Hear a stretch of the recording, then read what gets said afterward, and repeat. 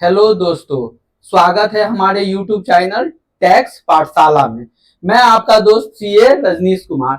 आज हम लोग जो टॉपिक लेके आए हैं वो बहुत इंपॉर्टेंट टॉपिक है कि tax audit under section 44 AB किस पे एप्लीकेबल है एंड किस पे एप्लीकेबल नहीं है। साथ ही के साथ इस वीडियो में देखेंगे कि टैक्स ऑडिट हमें कब तक करवाना है, उसका ड्यू डेट क्या है, और अगर टैक्स ऑडिट टाइम पे नहीं करवाते तो उसका कंसिक्वेंसेस क्या है, यानी कि लेट फाइन या पेनाल्टी क्या लगेगा।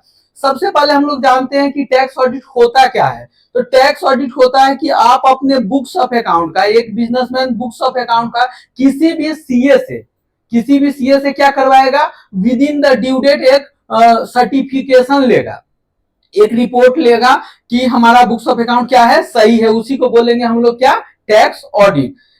वीडियो के अगले पार्ट में हम लोग देखेंगे पावर पॉइंट में कि टैक्स ऑडिट किस पे एप्लीकेबल है, किस पे एप्लीकेबल नहीं है, एंड उसका क्या ड्यू डेट है। अगर टैक्स ऑडिट नहीं करवाते तो उसका कंसिक्वेंसेस क्या है, क्या लेट फाइन भी लगेगा, पेनाल्टी भी लगेगा। तो वीडियो के लास्ट तक बने रहे आप लोग। वीडियो के अगले पार्ट में हम लोग चलते हैं। उसके बाद अगर आपको ये वीडियो अच्छा लगा होगा या हम लोग का इंफॉर्मेशन अच्छा लगता है तो चैनल को लाइक सब्सक्राइब जरूर करेंगे, जिससे हम लोग को मोटिवेशन बना रहे और हम आपके लिए रोज नए अपडेट के साथ मिल सके। हमारा संडे को चैनल जरूर देखिएगा कि संडे को एक नया टॉपिक पे हम लोग वीडियो बनाने वाले हैं। तो मिलते हैं वीडियो के अगले पार्ट में।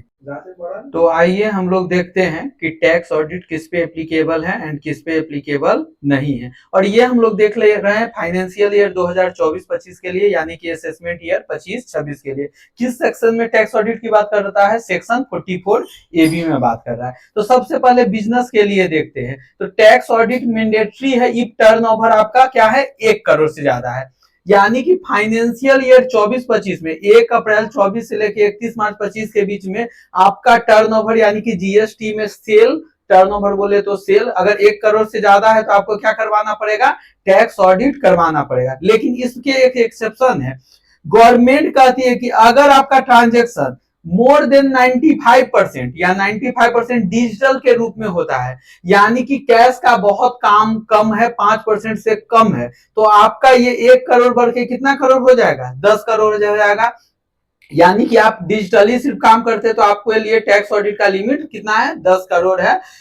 उसके बाद कहा है कि अगर 10 करोड़ से ज्यादा टर्नओवर है तो आप डिजिटली करें या कैश में करें, आपको ऑडिट करवाना ही करवाना पड़ेगा। यानी कि टैक्स ऑडिट का लिमिट नॉर्मल कितना है, 1 करोड़ से ऊपर पे टैक्स ऑडिट करवाना पड़ेगा। आप डिजिटल ट्रांजेक्शन यानी कि कैश रिसीप्ट और पेमेंट 5% से कम है तो आपके लिए लिमिट ये 10 करोड़, 1 करोड़ को बढ़ा के कितना करोड़ कर दिया गया है, 10 करोड़ कर दिया है।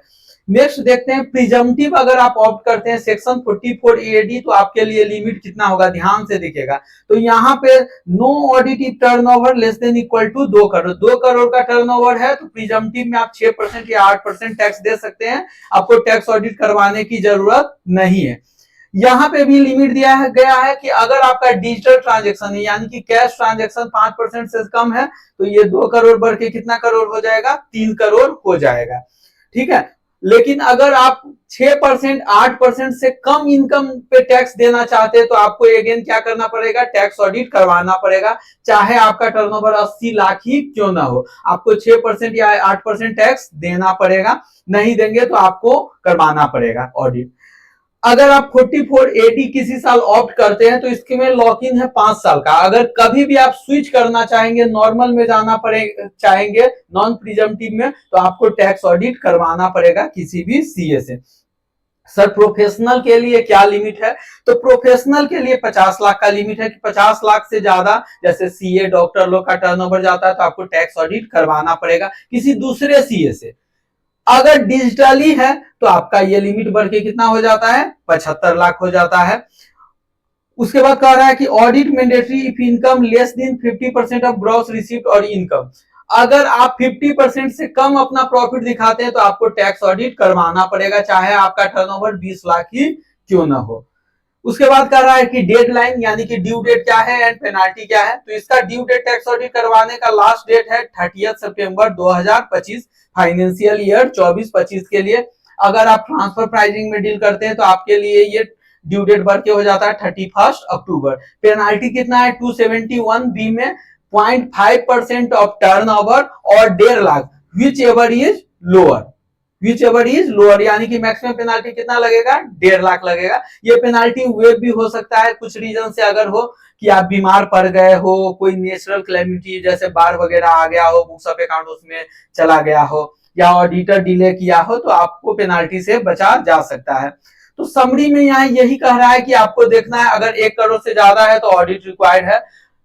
अगर डिजिटल ट्रांजेक्शन ज्यादा है, यानी कि 5% से कम कैश रिसीप या पेमेंट है, तो आपके लिमिट ये 10 करोड़ हो जाता है। प्रिजम्पटिव के केस में आपको 2 करोड़ तक ऑडिट करवाने की जरूरत नहीं है। डिजिटल ट्रांजेक्शन अगर 95% से ज्यादा है तो ये लिमिट 3 करोड़ हो जाएगा। एंड प्रोफेशनल के केस में 50 लाख से ऊपर पे टैक्स ऑडिट करवाना है, और डिजिटल ट्रांजेक्शन अगर हो तो अगेन वही लिमिट है। और ये अगर आप 50% से प्रोफेशनल के केस में कम प्रॉफिट शो करते हैं तो आपको फिर भी टैक्स ऑडिट करवाना पड़ेगा। ड्यू डेट कब है, 30 सितंबर है, हर साल के 30 सितंबर, जैसे अभी 24-25 के लिए 30 सितंबर 2025 है। और पेनाल्टी क्या लगेगा, 0.5% ऑफ टर्नओवर या 1.5 lakh whichever is higher, यानी कि मैक्सिमम पेनाल्टी कितना लगेगा, 1.5 लाख। कुछ हद तक पेनाल्टी वेव भी हो सकता है, जैसे आप बीमार पड़ गए हो, कोई नेचुरल कैलेमिटी हो, या फिर ऑडिटर डिले किया हो। तो इस वीडियो में इतना ही, मिलते हैं नेक्स्ट वीडियो में किसी और इंफॉर्मेशन के साथ। तब तक के लिए धन्यवाद।